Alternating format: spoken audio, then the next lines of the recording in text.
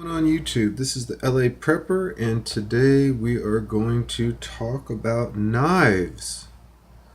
Look at that knife. That's a good looking knife. It's an LMF Infantry in Coyote Brown, made by Gerber. Sells for $108. It's a 10-inch survival knife. But we're not going to talk about that knife. We're going to talk about knives in general. I would say it has recently come to my attention, but I don't own one quality knife. Okay, I own my Coleman. I like my Coleman camp knife. It's a pretty solid knife. It's about a 5-inch blade, not that long. Sharp, effective, good for what I need it for. But I want another knife. I want a better knife. So, being the research-oriented person that I am, I thought I would make this video to solicit a little bit of advice from the community in regards to what kind of things you should look for when purchasing a knife. Or rather, just kind of some different categories. I'm not going to say these are things you need to look at, but these are things that I'm kind of thinking of as far as purchasing a knife. So the first thing is fixed versus folding.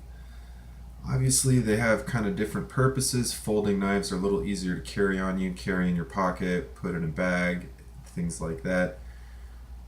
But they have, their ups and downs versus a fixed blade knife that is fixed blade. Seems weird to call it a fixed blade. It's just a blade knife, not a fixed blade knife. But anyways, I guess that's what they call them. Then you have your fixed blade knives, or your standard knives, and those are good for a lot of different things too. So that's the first thing on the list. And I'm going to get into purpose a little bit later. So in case you're wondering, well, it depends. In case you're thinking to yourself, it depends what you're going to use it for, we're going to get to that. I'm looking at I do actually need a better folding blade, but at the moment I'm looking at a fixed blade. Yeah, I mean, I do need a better folding knife and a better fixed blade knife, so maybe I'll solicit recommendations on both. But a few of the things, I guess I'm just kind of, you can take a lot of these subjects and kind of apply them to both knives. So let's not get too wrapped up in whether or not I'm looking for a fixed or a folding knife. We'll just think about both options. So number 2 is length. Of course, you have the overall length and you have the blade length. And I think, what was it? Was it Step 1 Survive? It was somebody's live stream a few weeks ago. Maybe Step 1, maybe Just in Time. I can't remember. But they were talking about, I think it was Just in Time's, was doing a live stream.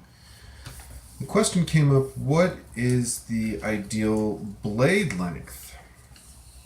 I remember Walker Outdoors in particular was talking about something about 7. I wanted to say he said 7 inches, maybe 7 or 8. I think 7. So, of course, that answer depends on fixed versus folding. But I'm just curious what your thoughts are on that. You can have knives that are a little bit too long. You can have a knife that's a little too small. In California, I can open carry a knife in a sheath of any length, so I'm not worried about that. Aside from the fact that if I carried, a knife with a 12-inch blade, it might cause some alarm. But anyway, so then number 2 is length. What's the ideal length? Number 3, what's going on with the blade? The shape of the blade, whether or not it's a standard edge or a serrated edge or a combination standard and serrated. Of course, a standard blade, or I wish there must be a better term for a smooth. see if there's a specific term I should be using. Simple, normal. It's not really.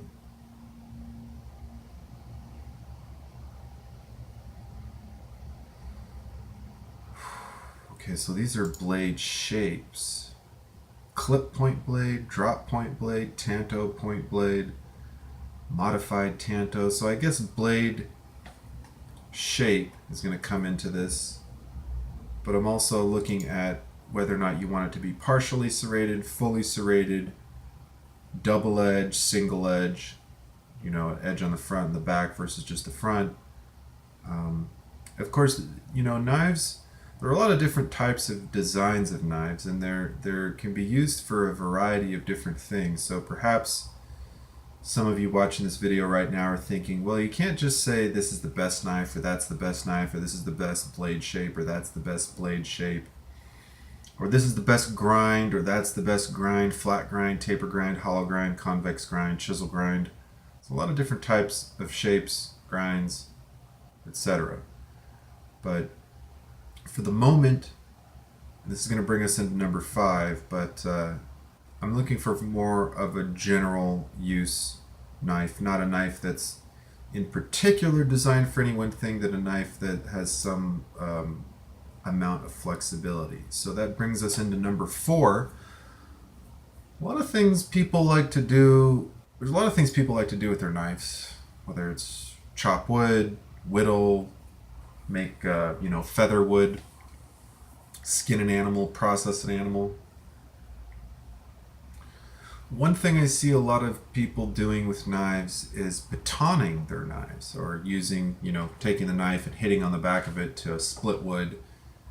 Splitting wood is the most common thing I think that you would baton a knife for, or you would use the baton method with a knife. Perhaps there's other reasons you would baton with a knife. Maybe you're trying to cut a joint in an animal and you just couldn't get through it by sawing it.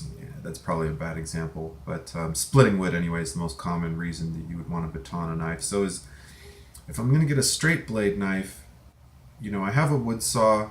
I have a folding wood saw. Thank you, Die Bullfrog. I have a hatchet. Thank you, GoFundMe. Thank you, Hooples and Christie. By the way, I'm going to be ending my GoFundMe thing in probably less than a month. I'll probably do a separate video on that.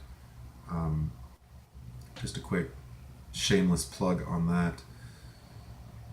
But should I be if I'm going to get a straight blade knife, should I be looking at one that I could baton? It seems like it'd be useful. 2 is 1 and 1 is none. So if I have a folding saw and I have a hatchet and I have a knife I could baton on me, that's 3 ways to split wood, or chop wood, process wood, etc., etc. You wouldn't really split wood with a wood saw, but anyway, so when you're looking at a straight blade, do you think about whether or not you can baton it? Now, granted, you could baton probably a lot of different knives. Some might be better than others to baton. But just curious if you think about that in regards to buying a straight blade knife, and if there's a certain thickness of the blade or weight of the blade or length of the blade, that you wouldn't want to go smaller than if batoning was something important to you. Number 5 is purpose. And purpose, that's a real tough thing. Why do I want, for the folding knife, I just want something to kind of carry around with me, a little bit self-defense, a little bit utility. I guess those are the 2 main reasons. Would I want to skin game with my folding knife? Maybe. I don't know if I want to get a bunch of blood in the hinge and all that, but mostly for just carrying normal everyday carry, an everyday carry folding knife, essentially. For the fixed blade knife, probably not everyday carry. And I only say that because, I can't carry a knife to school. I probably, even if maybe I have legal protection carrying a knife to work, wherever I end up working, they're probably not going to want me to carry a fixed blade knife to work. So it's sort of every day when I'm not at work, not at school, carry would be potentially for the straight blade. But I'm not thinking so much about the straight blade as an everyday carry, even though I do, sort of in my heart of hearts, like the idea of a straight blade more than a folding blade. It would be a little bit for camping, a little bit for carrying, not as much self-defense unless I'm sort of carrying it all the time, but in general, multi-purpose. I want to get a lot of utility from the knife, so I don't want it to be just for skinning or just for batoning or just for, that type of thing. I want it to have a little bit of multiple function. On to number 6, blade material. Now this is kind of an interesting topic, especially being the almost engineer that I am. There's a lot of different ways you can treat metal. So if we look at just materials itself, there's different alloys of metal. Assuming your knife only has one type of material or one type of alloy in the knife, there's laminated blades. There's blades that are coated with things. You could get, titanium coated, carbon, nitride coated, several different types of coating that will give you perhaps maybe a little bit more toughness. Maybe the blade, the edge will last a little bit longer. Maybe you'll get some better, abrasion resistance on the blade itself. And then there's different heat treatments. I don't know if they do a lot of heat treatments on knives, but you could anneal it, you could temper it. So there's different heat treatments, and then there's the way that the blade is made in and of itself. Is it forged? Is it milled? Is it Damascus, where you have multiple layers of metal kind of smushed together? So there's a few different categories as far as blade material and how the blade is actually made. Of course, cost is going to come into that. Getting a carbon nitride coated blade is probably more expensive than just a milled blade out of stainless. Some alloys might be a little more expensive, but I think kind of depends on the manufacturer too, which brings us into number 7. How concerned are you about the specific manufacturer of the knife? Do you care who makes your knife? Do you care where it's made? What country it's made? What factory it's made in? Some people are more brand loyal than others. Some people might say, oh, you should get a Gerber, you should get a Victorinox, or let's just look at one of the different knife. I think I had a list of knife companies, but I got rid of it. Are you brand specific, or are you looking more at the characteristics of the knife than who made it? Would you take a cheap Chinese carbon nitride blade over a made in America blade that didn't have a carbon nitride coating, for example? Reminds me of something I'm forgetting here. So, manufacturer. Number 8, warranty. Kind of ties into manufacturer. Do you want a lifetime warranty on your knife? I'm a big fan of lifetime warranties. I have a little bit of life left in me, hopefully, and it'd be nice to buy something with a lifetime warranty. Granted, with a fixed blade knife, you're going to be pretty hard pressed to break it, I think, unless you're trying to pry it or do something really awful with it. But God forbid a rivet comes loose, or the handle, something goes wrong with the handle, or who knows, maybe you do something and it's completely your fault, but you still want a blade with a lifetime warranty, so you can get a replacement. If I'm spending more than $30-$40 on a knife, lifetime replacement would be a lot nicer than a year warranty. And to me, lifetime replacement isn't so much about the warranty in and of itself, but I think companies that offer lifetime replacements tend to make better products because they don't want to have to replace them.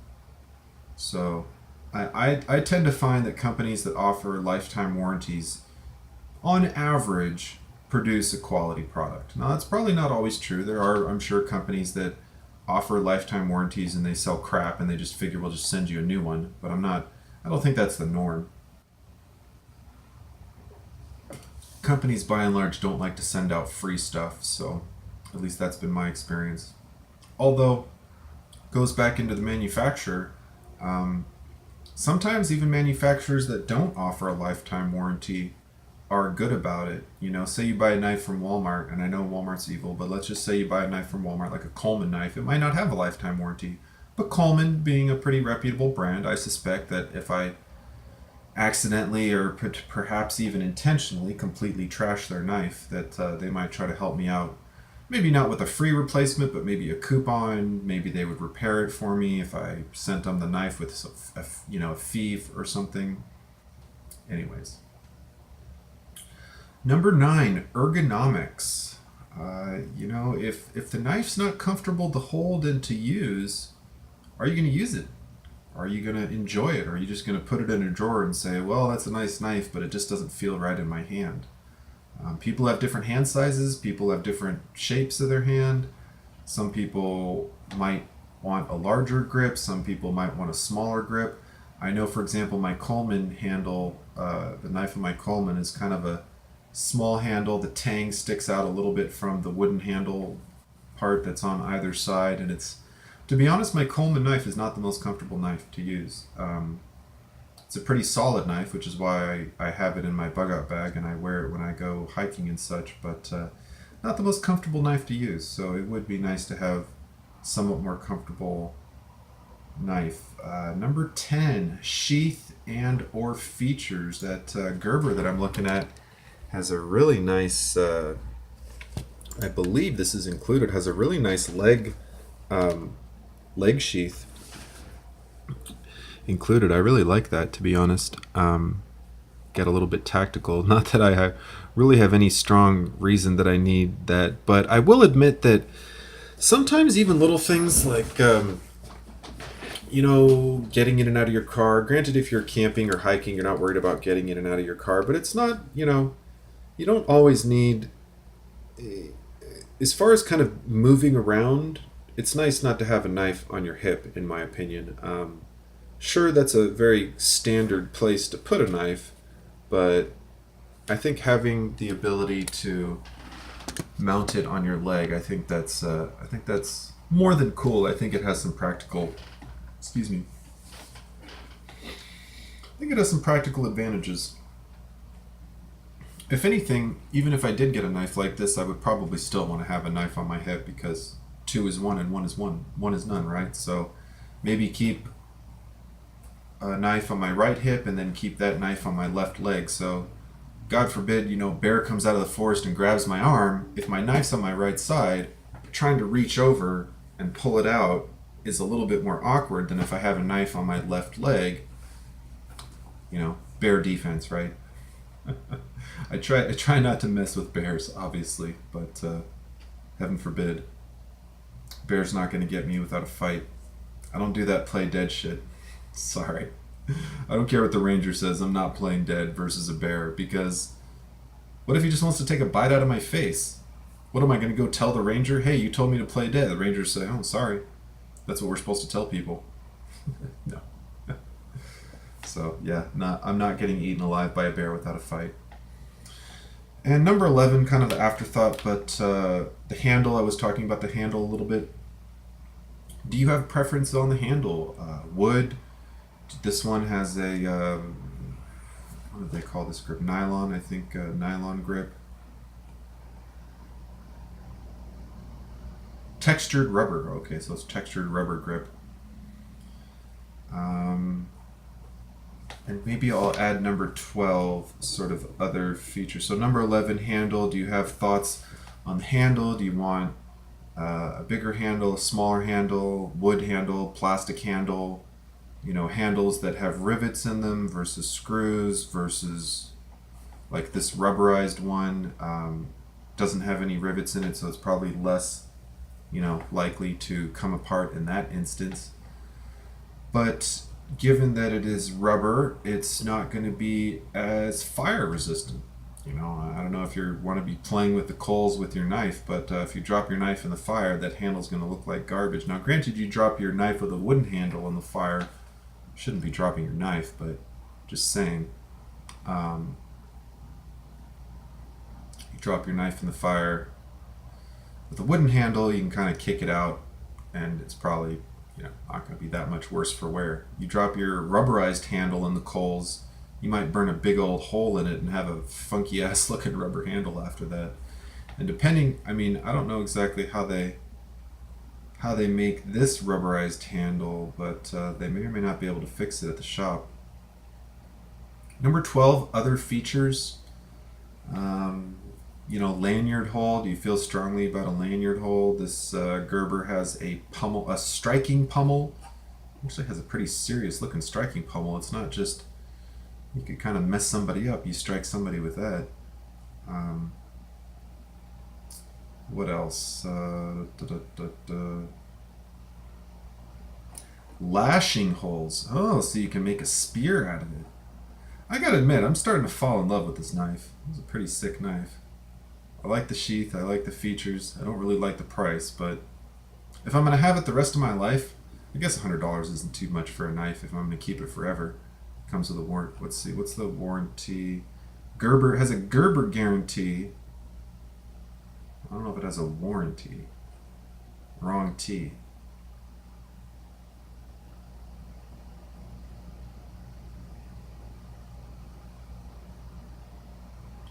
Oh, this guy's talking about I've found this knife to be perfectly suited for jumpmaster duties and airborne operations, specifically when performing the duties of a safety because you are required to wear a leg knife. Probably so that you can cut people's chutes and such if you need to, you know.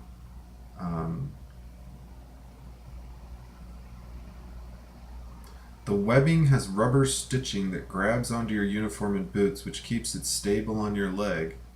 It seems fitting because the knife was designed to get air crews out of downed aircraft. Really? I wonder if that's true.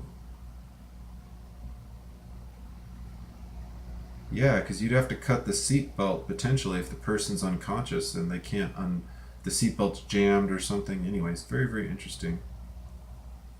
I used this knife in 2003 to 05 and 07 to 08 in Iraq. Never let me down. Staff Sergeant, U.S. Army.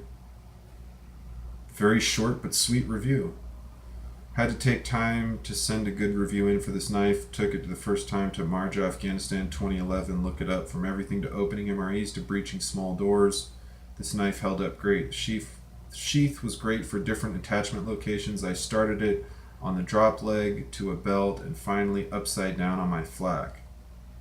Your money will be well spent. Mine is on my flak to this day. Staff Sergeant Payne. Battle tested.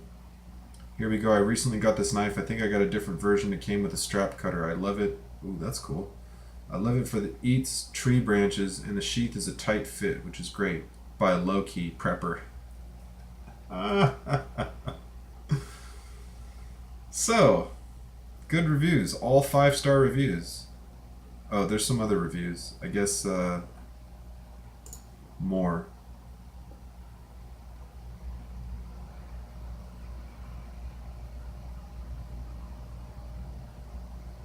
This guy's saying the 420 high carbon steel is barely adequate for an ADC pocket knife, very common in lower priced casual use knives. It's a lower grade steel that can only be hardened to RC55, which is like an engineering term for hardness. It's a tough steel but isn't very hard and has a low wear resistance. Okay, so if it's not very hard, it means it won't hold a blade and hold an edge as long, but you can sharpen it a little easier. Oh, it's saying it does not have a full tang, which was something I meant to mention. That's sort of a big common thing, full tang versus not a full tang. You might as well buy a Mora Companion made with better Swedish steel for 20 bucks. Well, that's a pretty rough review. Well, anyways, before I make the rest of this video about me shopping for knives, those are some different things I've been thinking about in regards to knives. Let me know what you think. Until next time, keep your everyday carry tools on you, like, comment, subscribe, and keep prepping.